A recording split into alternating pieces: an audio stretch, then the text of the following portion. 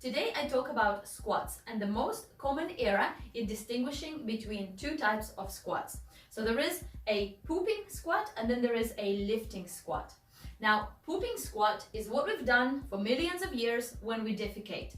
You squat all the way down, your knees collapse inwards, your hamstrings rest on your calves, and your pelvis tucks under. This is actually the perfect defecation position. This is not a lifting squat. The lifting squat that you do when you're bearing a load, such as a kettlebell, has different rules because now you're bearing a load and your spine must remain straight.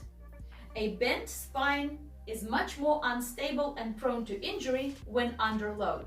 So our lumbar spine has to remain straight when we're performing loaded squats.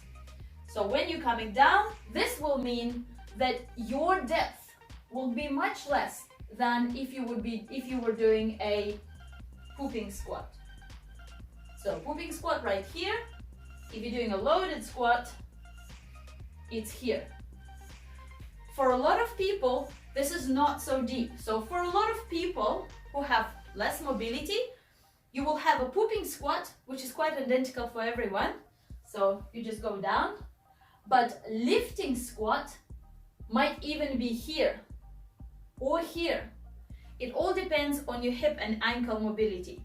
Another feature of lifting squat is that your knees are staying in line with the toes. So as opposed to the pooping squat where the knees can collapse because it is a more relaxing position and it also relaxes the glutes. You do not want your glutes on while you're defecating.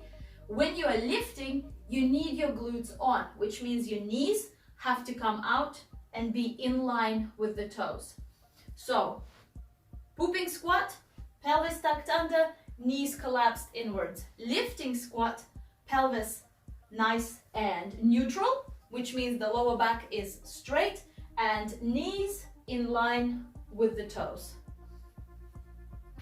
And this means that your range of motion will be different depending on your ankle and hip mobility. I hope this was helpful. Please let me know if you have any questions.